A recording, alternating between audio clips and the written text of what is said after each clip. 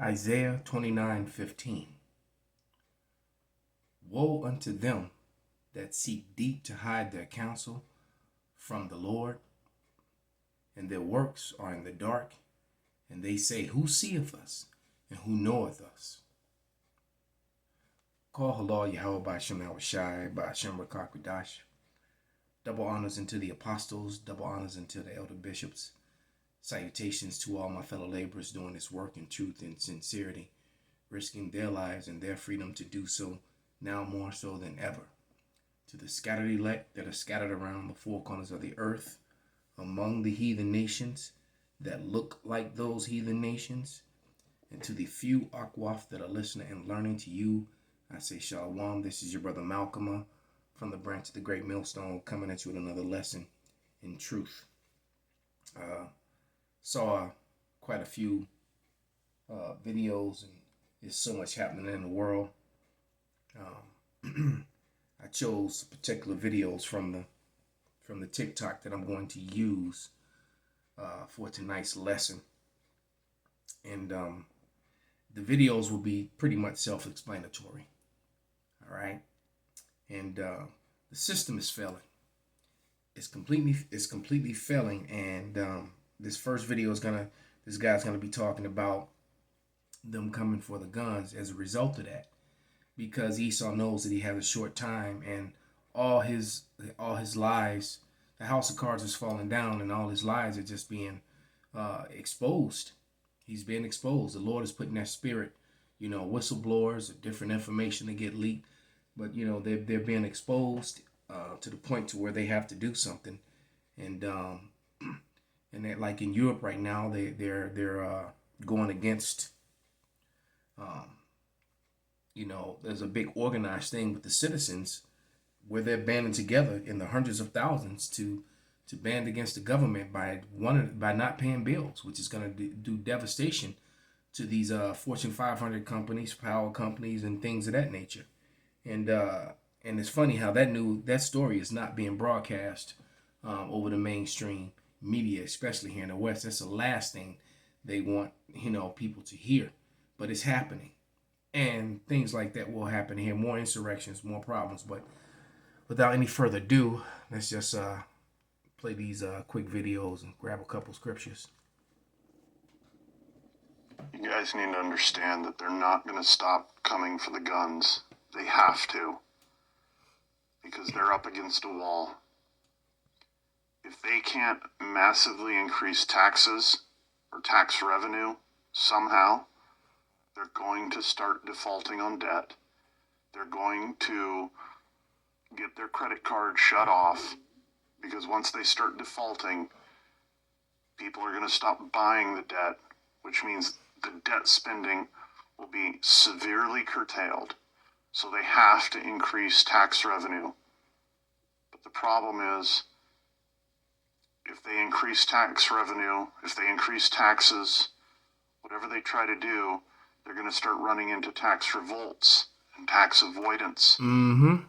That's why this bill they just passed has huge increases for IRS agents. They have to do this. There's no other choice for them. So they have to take the guns. They have to disarm us, because otherwise they're not going to be able to fleece us like they need to in order to survive. They are really up against it right now. Like, the walls are closing in, and they know it. That's why they're getting desperate. Wow. So let's grab a quick scripture. This is Revelation. Where I'm getting at. Let me speak on this next video.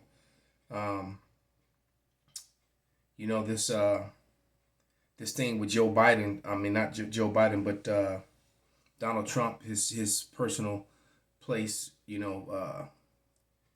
Being raided and all, and yet the Democratic Party were caught up in all sorts of scandals and breaking of the law, and no such thing happened to any of them. They really don't want this man to run, and or they're just simply using him to spark this civil war that they really want, right? Because there's going to be a civil war and race skirmishes in America.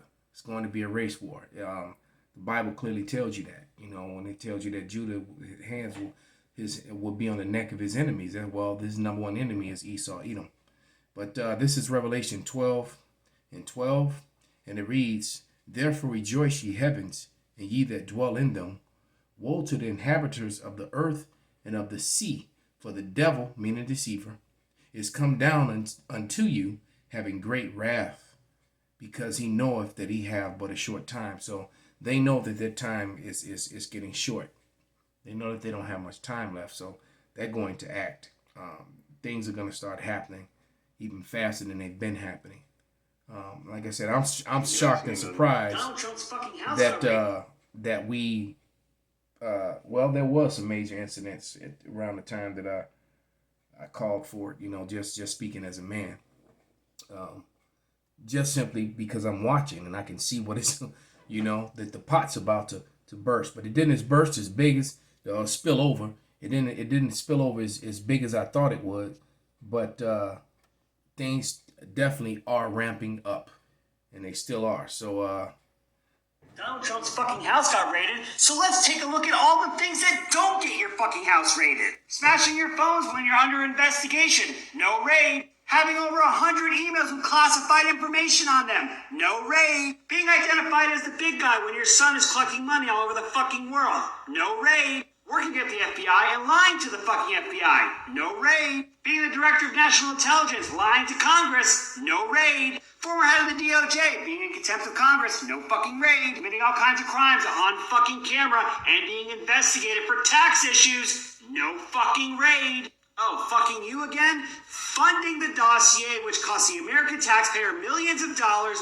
to chase after your political opponent, no fucking raid. The head of the Republicans in the House tells Merrick Garland, head of the DOJ, preserve your documents, motherfucker. I'm going to pound you over the head with this until fucking November. You're going to vote, we're going to take back the House and the fucking Senate, and we're going to fucking investigate Donald Trump's fucking house. Yeah, so, you know, these patriots and diehard Americans like this one, they're ready to go to war. They're ready to go to war. And I mean, it's just so many videos with these patriot type Americans. They're you know, then what's that hashtag, enough is enough, that's going around? So, and in the midst of that, Jacob is going to be target for destruction. We keep talking about all these shootings. Now, I watched one that happened on 430 South Clark, and we actually used it during the live show this past Sunday, and that was just some nigger shit. But we've been telling you that these Edomites have been dropping off weapons in the you know, in black and brown community, so called, and that they put on those, and that these white males put on these white supremacist groups and gangs, they put on those prosthetic masks and gloves that look like human hands and faces, and they put on melanated ones, and they go into the neighborhoods and they shoot shit up. All right, they go and kill people, they go and murder people, and then they you know, and it sparks retaliations from gangs on people that really didn't. So basically, they got these gangs shooting and killing each other and constantly keeping them at war. And this thing is really happening. A lot of people don't want to believe it, but it is. All right.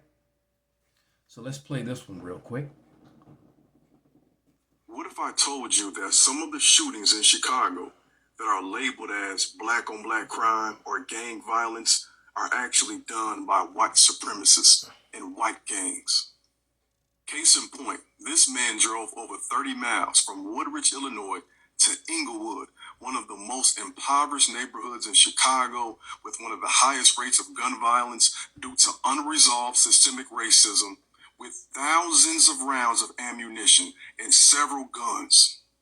And he wasn't just there with weapons. He shot into the park at 3:30 in the morning on Thursday, August 4th. Sounds very similar to what happened in Buffalo, New York.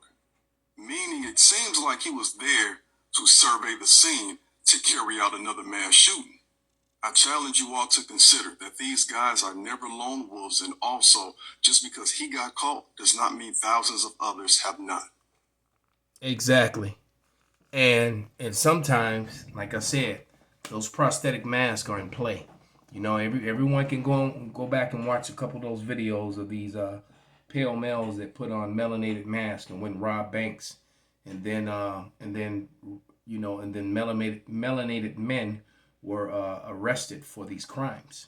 All right, and come to find out that they had the wrong people because they just happened to have a mask that happened to look like a real person.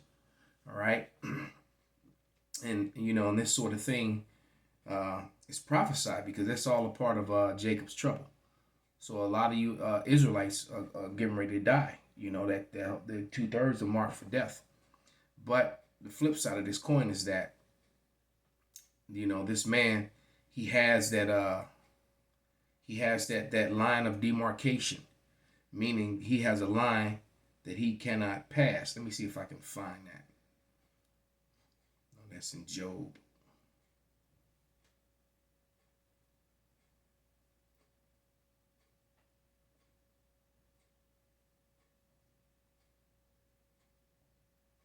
Slovakia.